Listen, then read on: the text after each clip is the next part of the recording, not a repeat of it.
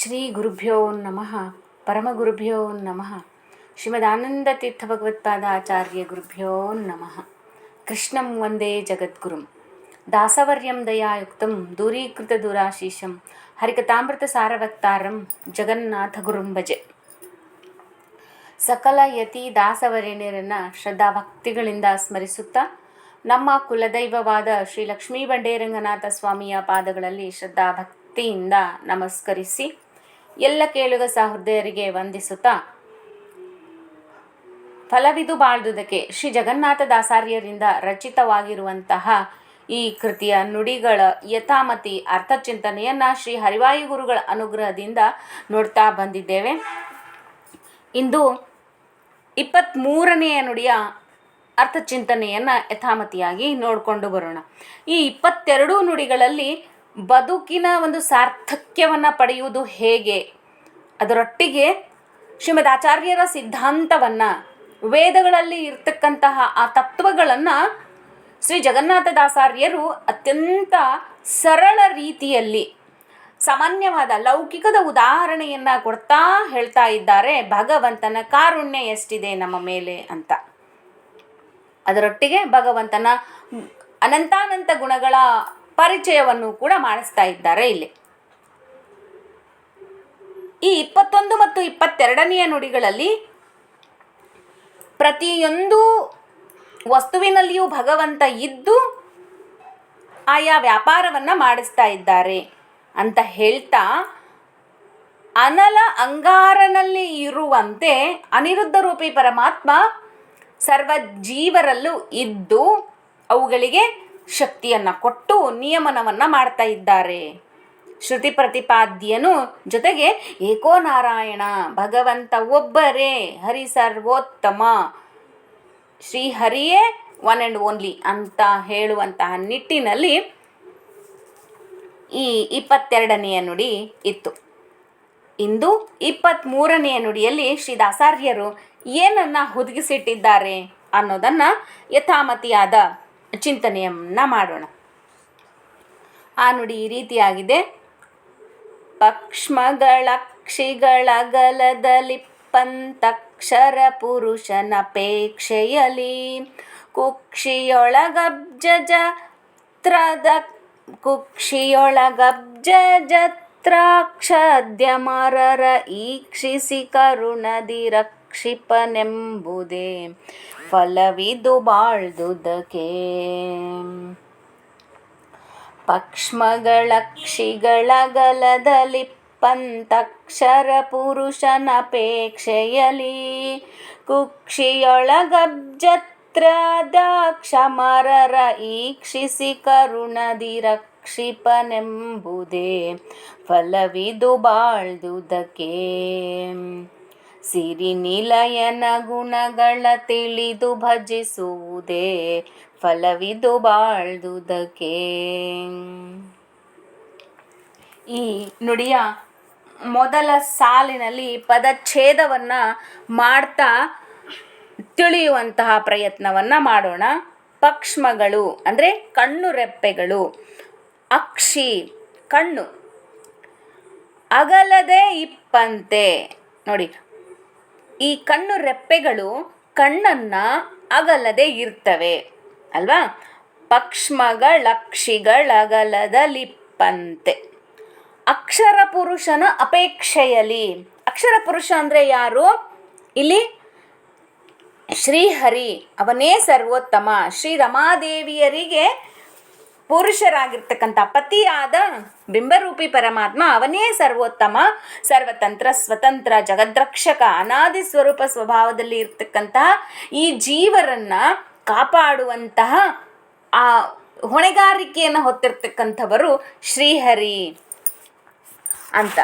ಅಪೇಕ್ಷೆಯಲ್ಲಿ ಏನು ಅಪೇಕ್ಷೆ ಮಾಡ್ತಾ ಇದ್ದಾರೆ? ಏನನ್ನ ಅನ್ಯರನ್ನು ಅಪೇಕ್ಷೆ ಮಾಡದೆ, ಬೇರೆಯವರಿಂದ ಏನನ್ನೂ ಅಪೇಕ್ಷೆ ಮಾಡದೇನೆ ಪರಮಾತ್ಮನೇ ಸ್ವತಂತ್ರನಾಗಿರ್ತಕ್ಕಂಥವರು ಅಪೇಕ್ಷಾರಹಿತರಾಗಿ, ನಿರಪೇಕ್ಷಿತರಾಗಿ ಎಲ್ಲ ಜೀವರನ್ನು ಸಂರಕ್ಷಣೆ ಮಾಡ್ತಾ ಇದ್ದಾರೆ. ಅಕ್ಷರ ಪುರುಷನ ಅಪೇಕ್ಷೆಯಲ್ಲಿ ಕುಕ್ಷಿಯೊಳಗೆ ಯಾರೆಲ್ಲರನ್ನ ರಕ್ಷಣೆ ಮಾಡ್ತಾ ಇದ್ದಾರೆ? ಕುಕ್ಷಿಯಲ್ಲಿ ಈ ಇಡೀ ಬ್ರಹ್ಮಾಂಡದಲ್ಲಿ ಅಬ್ಜಜ ಅಬ್ಜಜ ಅಂದರೆ ನೋಡ್ರಿ, ಇಲ್ಲಿ ಅಬ್ಜಜ ಅಂದರೆ ಬ್ರಹ್ಮದೇವರು, ಚತುರ್ಮುಖ ಬ್ರಹ್ಮದೇವರು. ತ್ರಕ್ಷ ಅಂದರೆ ರುದ್ರದೇವರು, ಅಕ್ಷ ರುದ್ರದೇವರು. ಆದ್ಯಮರರು, ಇವರೇ ಮೊದಲಾಗಿರ್ತಕ್ಕಂತಹ ದೇವತೆಗಳನ್ನು, ಮುಕ್ತಿಯೋಗ್ಯ ದೇವತೆಗಳನ್ನು, ಅವರಷ್ಟೇ ಅಲ್ಲದೇನೆ ನಮ್ಮಂತಹ ಎಲ್ಲ ತೃಣಾಂತ ಜೀವರನ್ನೂ ಕೂಡ ನೋಡಿ, ಕುಕ್ಷಿಯೊಳಗಬ್ಜತ್ರಾದ್ಯ ಅಮರರ ಈಕ್ಷಿಸಿ ಅವರನ್ನು ಅವರವರ ಯೋಗ್ಯತಾನುಸಾರವಾಗಿ ನೋಡ್ತಾ ಕರುಣದಿ ರಕ್ಷಿಪ್ಪನೆಂಬುದೇ. ಈ ರೀತಿಯಾಗಿ ಭಗವಂತನ ಕಾರುಣ್ಯವಿದೆ. ಎಲ್ಲರನ್ನ ಬ್ರಹ್ಮ ರುದ್ರಾದಿ ದೇವತೆಗಳನ್ನೇ ಮೊದಲು ಮಾಡಿಕೊಂಡು ತೃಣಾಂತ ಜೀವರನ್ನು ಅವರವರ ಯೋಗ್ಯತಾನುಸಾರವಾಗಿ ರಕ್ಷಣೆ ಮಾಡ್ತಾ ಇದ್ದಾರೆ ಅಂತಕ್ಕಂತಹದ್ದು ಇಲ್ಲಿ ಶ್ರೀದಾಸಾರ್ಯರ ನುಡಿಯಾಗಿದೆ. ಏನು ಹೇಳ್ತಾ ಇದ್ದಾರೆ? ಈ ರೀತಿಯಾಗಿ ಭಗವಂತ ಕಣ್ಣು ರೆಪ್ಪೆಗಳಂತೆ ಕಣ್ಣನ್ನು ಹೇಗೆ ರಕ್ಷಣೆ ಮಾಡ್ತಾ ಇದೆಯೋ ಆ ರೀತಿಯಲ್ಲಿ ಕ್ಷಣ ಬಿಟ್ಟಗಲ್ಲದೆ ಈ ನಿನ್ನೆ ಹೇಳಿರ್ತಕ್ಕಂತಹ ನುಡಿಯ ಹಿಂದಿನ ನುಡಿಯದ ಸಂದೇಶವನ್ನೇ ಇಲ್ಲಿ ಕೊಡ್ತಾ ಇದ್ದಾರೆ. ಉದಾಹರಣೆ ನೋಡಿ, ಯಾವತ್ತಿಗೂ ನಮ್ಮ ಜೊತೆಗೆ ಇರ್ತಕ್ಕಂತಹ ಕಣ್ಣು ಮತ್ತು ಕಣ್ಣು ರೆಪ್ಪೆಗಳ ಉದಾಹರಣೆಯ ಮುಖಾಂತರವಾಗಿ, ಆ ದೃಷ್ಟಾಂತದ ಮುಖಾಂತರವಾಗಿ ನಮಗೆ ಶ್ರೀಹರಿ ಯಾವತ್ತಿಗೂ ನಿರಂತರವಾಗಿ ಎಡೆಬಿಡದೆ ಮಾಡ್ತಾ ಇದ್ದಾರೆ, ರಕ್ಷಣೆ ಮಾಡ್ತಾ ಇದ್ದಾರೆ. ಈ ರೀತಿಯಾಗಿ ಚಿಂತಿಸುವುದೇ ಫಲವಿದು ಬಾಳ್ದುದಕ್ಕೆ ಅಂತಕ್ಕಂಥದ್ದನ್ನು ದಾಸಾರ್ಯರು ಈ ನುಡಿಯಲ್ಲಿ ಇಟ್ಟಿದ್ದಾರೆ. ಇಲ್ಲಿ ಪ್ರಾಸಕ್ಕೆ ಮಹತ್ವವನ್ನು ಕೊಡ್ತಾ, ಇದು ಒಂದು ರೀತಿಯಲ್ಲಿ ನೋಡೋದಾದರೆ ಅಶ್ವಧಾಟಿಯಲ್ಲಿ ಬರ್ತಕ್ಕಂತಹದ್ದು. ಪ್ರಾಸಬದ್ಧವಾಗಿ ಈ ಒಂದು ನುಡಿಯನ್ನು ದಾಸಾರ್ಯರು ತಿಳಿಸ್ತಾ ಇದ್ದಾರೆ. ಕಣ್ಣುಗಳನ್ನು ರೆಪ್ಪೆಗಳು ಹೇಗೆ ರಕ್ಷಣೆ ಮಾಡ್ತಾ ಇದ್ದಾವೆಯೋ, ಯಾವ ಅಪೇಕ್ಷೆ ಇಲ್ಲದೆ ರಕ್ಷಣೆ ಮಾಡ್ತಾ ಇದ್ದಾವೆಯೋ, ಅದೇ ರೀತಿಯಾಗಿ ಕಾರುಣ್ಯಮೂರ್ತಿಯಾಗಿರ್ತಕ್ಕಂತಹ ಒಡೆಯ ಭಗವಂತ ಶ್ರೀಹರಿ ನಮಗೆ ರಕ್ಷಣೆಯನ್ನು ಮಾಡ್ತಾ ಇದ್ದಾರೆ, ಅನಿಮಿತ್ತ ಬಂಧು ಅಂತ ಅನಿಸ್ಕೊಂಡಿದ್ದಾರೆ ಅಂತಕ್ಕಂಥ ಮಾತನ್ನು ನೋಡೋಣ. ಯಥಾಮತಿಯಾಗಿ ನೋಡ್ಕೊಂಡು ಬರೋಣ. ಯಾಕೆ ಈ ಬೇರೆ ಯಾವುದೇ ಉದಾಹರಣೆಯನ್ನು ಕೊಡದೆ ಶ್ರೀದಾಸಾರ್ಯರು ಇಲ್ಲಿ ಕಣ್ಣು ಮತ್ತು ರೆಪ್ಪೆಗಳನ್ನು ಕೊಟ್ಟಿದ್ದಾರೆ ಅಂತ ಹೇಳೋದಾದರೆ, ನೋಡಿ, ಕಣ್ಣುಗಳು ಈಗ ಹೊರಗಡೆ ಆಚೆ ಇದ್ದೇವೆ ಅಂತ ಹೇಳಿದಾಗ ಧೂಳುಗಳು, ಕಸ, ಇನ್ನೇನು ತುಂಬ ದೊಡ್ಡದಾದ ಗಾಳಿ ಬಂದರೆ ಏನಾಗುತ್ತೆ, ನಮಗೆ ಕಣ್ಣು ಮುಚ್ಚಿಕೋ ಅಂತ ಹೇಳುವಷ್ಟರಲ್ಲಿಯೇ ಕಣ್ಣು ರೆಪ್ಪೆಗಳು ಕಣ್ಣನ್ನು ಬಿಟ್ಟಿರ್ತಾರೆ ಅಲ್ವಾ? ಅಂದರೆ ಈ ಒಂದು ಸಹಾಯ ನನಗೆ ಬೇಕಾಗಿದೆ, ನೀವು ಮಾಡ್ತೀರಾ ಅಂತ ಕೇಳೋಕ್ಕೂ ಮುಂಚೆನೇ ಕಣ್ಣು ರೆಪ್ಪೆಗಳು ಆ ಕಣ್ಣನ್ನು ರಕ್ಷಣೆ ಮಾಡಿರ್ತವೆ. ಹಾಗೆ ಸಜ್ಜನರನ್ನು ಭಗವಂತ ಅವರು ಕೇಳದೇನೆ ನಿರಾಯಾಸವಾಗಿ ಎಲ್ಲವನ್ನ ಸ್ವಾಮಿ ಕೊಟ್ಟು ಬಿಡ್ತಾ ಇದ್ದಾರೆ ಅಂತಕ್ಕಂಥದ್ದು. ಈಗ ನೋಡಿ, ಸಾಮಾನ್ಯವಾದ ಮಾತು, ನಾವು ಆ ಮಗುನ ಕಣ್ಣು ರೆಪ್ಪೆ ಹಾಗೆ ನೋಡ್ಕೊಳ್ತೇವೆ ಅಂತ ಹೇಳ್ತೇವೆ. ನಾವು ಕಣ್ಣುಗಳನ್ನು ಹೇಗೆ ನೋಡ್ಕೊಳ್ಳುತ್ತೋ ಆ ರೀತಿಯಾಗಿ ನೋಡ್ಕೊಳ್ತೇವೆ. ಅಂದರೆ ಸೂಕ್ಷ್ಮವಾಗಿರ್ತಕ್ಕಂತಹ ಆ ಭಾಗ, ದೇಹದ ಅಂಗ, ಅದನ್ನು ತುಂಬ ಚಂದವಾಗಿ ನೋಡ್ಕೊಳ್ತೇವೆ ಅಂತ ಹೇಳೋಕ್ಕೆ, ಅಂದರೆ ಆ ಮಗುಗೆ ಕಷ್ಟ ಬರೋಕ್ಕೂ ಮುಂಚೆನೇ ರಕ್ಷಣೆ ಮಾಡುವಂತಹ ಹೊಣೆಗಾರಿಕೆ ನಮ್ಮದಾಗಿರುತ್ತೆ ಅನ್ನುವಂತಹ ಒಂದು ನಿಟ್ಟಿನಲ್ಲಿ ಈ ರೀತಿಯಾಗಿರುವಂತಹ ಮಾತನ್ನು ನಾವು ಹೇಳ್ತಾ ಬರ್ತೇವೆ ಅಲ್ವಾ? ಹಾಗೆಯೇ ಭಗವಂತ ನಮ್ಮನ್ನು ಆ ರೀತಿಯಾಗಿ ರಕ್ಷಣೆ ಮಾಡ್ತಾ ಇದ್ದಾರೆ. ಆದರೆ ಇಲ್ಲಿ ಅಕ್ಷರ ಪುರುಷನ ಅಪೇಕ್ಷೆಯಲಿ ಅಂತ ಇದೆ. ಇಲ್ಲಿ ಅಕ್ಷರ ಪುರುಷ ಅಂದರೆ ಯಾರು? ಎರಡು ರೀತಿಯಾಗಿರುವಂತಹ ಪುರುಷರು ಉಂಟು. ವೇದಾಂತ ಸಾಮ್ರಾಜ್ಯದಲ್ಲಿ ಸ್ತ್ರೀ ಅನ್ನೋಕೆ ಏನು ಅರ್ಥವೇ ಇಲ್ಲ, ಎಲ್ಲರೂ ಪುರುಷರೇ ಅಂತ ಹೇಳ್ತಾರೆ. ಭಗವಂತ ಮಾತ್ರ ಉತ್ತಮ ಪುರುಷ ಅಂತ. ಹಾಗಿದ್ರೆ ಏನಿದು, ಸ್ತ್ರೀಗೆ ಏನು ಬೆಲೆ ಇಲ್ವಾ ಅಂದರೆ ಅಲ್ಲ, ಪುರಿ ನಾಡಿಯಲ್ಲಿ ಇರ್ತಕ್ಕಂತಹ ಜೀವರೆಲ್ಲರೂ ಪುರುಷರು ಅಂತ ಅರ್ಥ. ಆಗಿದ್ರೆ ಸ್ತ್ರೀಗೆ ಪುರಿನಾಡಿ ಇಲ್ವಾ?